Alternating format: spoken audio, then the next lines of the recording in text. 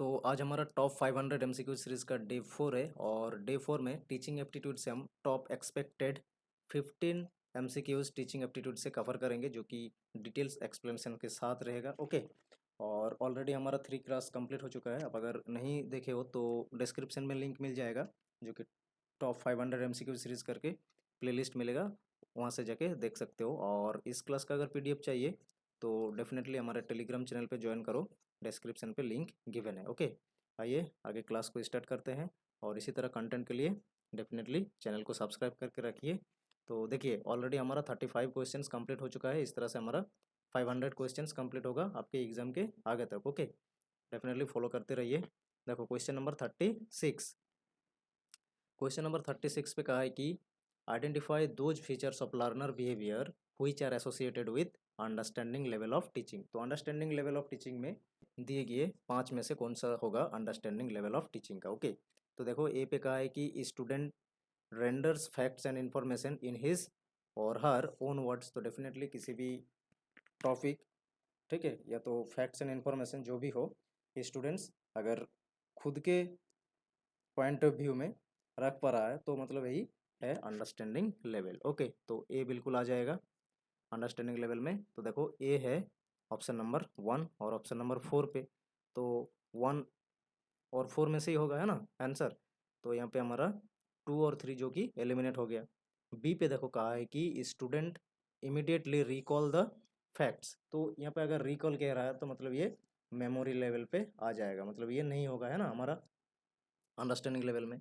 तो देखो बी नहीं है ना, तो बी देखो ऑप्शन नंबर 1 पे है, तो इसीलिए ऑप्शन नंबर 1 भी एलिमिनेट हो गया। फाइनली आंसर हो गया ऑप्शन नंबर 4। तो ये है पावर एलिमिनेशन मेथड का, इसे यूज़ करके एमसीक्यू सॉल्व करते रहो। तो सी पे कहा है कि student gives his or her own examples in order to explain a point. किसी भी पॉइंट या तो फैक्ट्स, पॉइंट ऑफ व्यू, ठीक है, एक्सप्लेन कर पा रहा है खुद के एग्जाम्पल से, तो मतलब ये अंडरस्टैंडिंग लेवल पे आ जाएगा, है ना। सी आ जाएगा, तो देखो सी है। डी पे देखो कहा है कि student interprets the meaning in various ways. तो हर एक एस्पेक्ट से स्टूडेंट क्या इंटरप्रेट कर पा रहा है, मतलब ये भी अंडरस्टैंडिंग लेवल पे आएगा। ओके, फिर देखो ई पे कहा है कि student correctly reproduce A sequence the sequence taught. तो जो पढ़ाया गया है उसे सीक्वेंसली याद कर पा रहा है, ये तो रिप्रोड्यूस कर दे रहा है, तो मतलब ये मेमोरी लेवल पे आ जाएगा। तो हमारा जो कि आ गया ऑप्शन नंबर 4 करेक्ट आंसर, ए, सी और डी अंडरस्टैंडिंग लेवल पे आ गया। ओके, अब देखो next question number 37, which of the following are the learner related factors in determining effectiveness of teaching. तो इफेक्टिव टीचिंग के लिए लर्नर रिलेटेड फैक्टर्स कौन सा है हमें बताना है। तो देखो 1 पे कहा है कि task relevant competencies of learner, जो कि उनका ऑब्जेक्टिव है, जो कि उनका गोल है, ठीक है, उस गोल रिलेटेड टास्क, रिलेवेंट टास्क मतलब कंप्लीट करे, यही तो है ना लर्नर रिलेटेड फैक्टर्स, जो कि इफेक्टिव टीचिंग में कम आता है ना। तो ये करेक्ट हो जाएगा 1। तो 1 देखो एक ही ऑप्शन पे है, तो ये करेक्ट हो जाएगा ऑप्शन नंबर 2, यही आंसर है। बाकी देखो content mastery of the teacher, तो ये टीचर रिलेटेड फैक्टर है। मेथड चॉइस करना टीचर, ये भी टीचर रिलेटेड फैक्टर है ना। ये नहीं आएगा, मतलब हमारा टीचर रिलेटेड हो गया, ये टीचर रिलेटेड हो गया दोनों। कॉम्पोजिशन ऑफ क्लासरूम, मतलब क्लासरूम साइज या तो एनवायरनमेंट, इसमें आ जाएगा फैक्टर जो है। अब देखो रेडीनेस लेवल ऑफ स्टूडेंट, ये आ जाएगा बिल्कुल लर्नर रिलेटेड फैक्टर में। तो 1 एंड 5 हो जाएगा करेक्ट आंसर, जो कि ऑप्शन नंबर 2 पे है। देखो कौन सा फैक्टर से लर्नर रिलेटेड, बाकी लर्नर का physical and mental health, basic potential of the learner, ठीक है, एस्पिरेशंस एंड अचीवमेंट, मोटिवेशन क्या है स्टूडेंट का, गोल क्या है लाइफ में, है ना, रेडीनेस एंड विल पावर, ये सब आ जाएगा जो कि लर्नर रिलेटेड फैक्टर में। ओके, अब देखो क्वेश्चन नंबर 38, क्वेश्चन नंबर 38 पे कहा है कि identify the correct sequence of cognitive behaviour in the taxonomy of educational objective. जो कि टैक्सोनॉमी है ना, जो cognitive domain, affective domain, psychomotor domain, तो इसमें से हमें साइकोमोटर डोमेन जो है नॉलेज बेस्ड, तो यहाँ पे जो कि सीक्वेंस है ये हमें अरेंज करना होगा। तो देखो पहले कौन आता है यहाँ पे, पहले तो हमारा आ जाएगा नॉलेज, मतलब 1 वाला, है ना। 1 तो देखो यहाँ पे दोनों ऑप्शन पे है, बाकी ऑप्शन तो एलिमिनेट ऐसे ही हो गया। फिर आता है हमारा कॉम्प्रिहेंशन या तो अंडरस्टैंडिंग, मतलब ये 3 में है ना, यहाँ पे है 3 में, तो ये हो गया हमारा 3। तो 1 एंड 3 ऑप्शन नंबर 3 पे, ऑप्शन नंबर 3 करेक्ट आंसर होगा। फिर आता है हमारा जो कि एप्लीकेशन, जो कि 2 में है। फिर आएगा एनालिसिस, 4 में है। फिर 5 सिंथेसिस, फिर एक होता है कि इवैल्यूएशन। ये है कॉग्निटिव डोमेन का टोटल 6 लेवल। ओके, जो कि सिंपल टू कॉम्प्लेक्स बिहेवियर को डेवलप करता है हमारे लिए, हमारे नॉलेज डोमेन में। ओके, तो ये आ गया हमारा जो कि सीक्वेंस है। बाकी एक बार देख लो, ऑप्शन नंबर 3 तो करेक्ट आंसर हो ही गया यहाँ पे। बाकी ये रहा हमारा जो कि ब्लूम्स का टैक्सोनॉमी 1956 वाला है। कॉग्निटिव डोमेन जो कि नॉलेज बेस्ड है, पहले आता है हमारा सिंपल, बॉटम में है नॉलेज, फिर अंडरस्टैंडिंग या तो comprehension, application, analysis, synthesis, then evaluation. Okay, ये सब याद रख लेना। इस तरह से क्वेश्चन आ रहा है, ठीक है। ये प्रीवियस ईयर का ही क्वेश्चन है, आगे भी इसी तरह क्वेश्चन आ सकता है, ठीक है। अब देखो question number 39, the NIRF national institutional ranking framework, the best institutions are listed across how many categories. तो कितना कैटेगरी है ऐसा जहाँ पे ये रैंकिंग प्रोवाइड करता है? तो ये 13 कैटेगरीज में रैंकिंग प्रोवाइड करता है। ऑप्शन नंबर 4 करेक्ट आंसर है। किस किस कैटेगरी में प्रोवाइड करता है? ओवरऑल जितना भी इंस्टीट्यूशन है उनका ओवरऑल एक रैंक आता है, फिर यूनिवर्सिटीज़ का रैंक आता है, colleges, research institutions, engineering, management, pharmacy, medical, dental, law, architecture, agriculture and innovation. ये सब 13 जो कि कैटेगरीज है जिसमें रैंक प्रोवाइड करता है ये NIRF। ओके, अब देखो नेक्स्ट है कि कहा है कि first NIRF ranking of Indian institutions was release publicly. तो कब ये फर्स्ट रिलीज हुआ था? तो ये हो जाएगा 2016 4 अप्रैल में, ठीक है। ये 2015 में एक्चुअली लॉन्च हुआ था NIRF। फिर इन्होंने जो कि फर्स्ट रिपोर्ट सबमिट किया ये है 4 अप्रैल 2016, और ये बना कब था? 29 सितंबर। ओके, 2015 में, और फर्स्ट रिपोर्ट सबमिट किया 2016 जो कि 4 अप्रैल है। ओके, ये सब ध्यान रख लेना क्योंकि ये भी इस तरह से भी क्वेश्चन पूछा जा सकता है ना। अब देखो नेक्स्ट क्वेश्चन पे आते हैं हम। ये question number 41, select the correct code that show the parameters of NIRF। तो किस किस पैरामीटर के आधार पे NIRF रैंकिंग प्रोवाइड करता है? तो डेफिनेटली ये जो है टीचिंग, रिसर्च, रिसोर्स, ठीक है, टीचिंग, लर्निंग एंड रिसोर्स ये भी आ जाएगा, आउटरीच एंड इंक्लूसिविटी ये भी आएगा, रिसर्च एंड प्रोफेशनल प्रैक्टिस ये भी आएगा, परसेप्शन ये भी आ जाएगा। ओके, तो ये चारों जो कि गिवन है ये सभी पैरामीटर्स है जिसके आधार पे NIRF रैंकिंग प्रोवाइड करता है। तो ऑप्शन नंबर 1 करेक्ट आंसर हो जाएगा। और बाकी देखो ये सब जो कि है टीचिंग, लर्निंग, रिसोर्सेज, फिर है research, professionals, practices, graduation outcome, outreach and inclusivity and perception, ये सभी ब्रॉडली पैरामीटर्स है जिसके आधार पे NIRF रैंकिंग प्रोवाइड करता है ना। अब देखो नेक्स्ट क्वेश्चन नंबर 42, यहाँ पे कहा है कि which of the following are components of pedagogical analysis. तो ये जो टीचिंग मेथड्स है ना, पेडागोगिकल एनालिसिस, उनका कंपोनेंट्स कौन सा है टीचिंग लर्निंग में? ओके, तो देखो ऑब्जेक्टिव फॉर्मुलेट करना ये भी आ जाएगा, राइट मेथड और मटेरियल सिलेक्ट करना ये भी आएगा। ओके, कंपोनेंट्स, कंटेंट एनालिसिस करना टीचर को बहुत ही अच्छे से, तो क्या क्या पढ़ाया जाएगा, क्या रहेगा, ऑब्जेक्टिव अचीव कर रहा है, कौन सा ऐसा कंटेंट है, तो ये तो है ना एनालिसिस करना, ये भी आएगा। और प्रॉपर इवैल्यूएशन डिवाइस भी सिलेक्ट करना होता है। तो ऑल 4 हो जाएगा यहाँ पे, ABCD ऑल करेक्ट हो जाएगा, जो कि पेडागोगिकल एनालिसिस में आ जाएगा, कंपोनेंट है ये सभी, है ना। तो ऑप्शन नंबर 3 हमारा करेक्ट आंसर हो गया। अब देखो ये तो एक्सप्लेनेशन है, वही सब यहाँ पे लिखा है। ये तो PPT हम प्रोवाइड कर देंगे टेलीग्राम चैनल पे, ज्वाइन कर जाओ टेलीग्राम चैनल पे, है ना, लिंक डिस्क्रिप्शन पे है। अब देखो नेक्स्ट क्वेश्चन नंबर 43, कहा है कि which of the following are the characteristics of good test.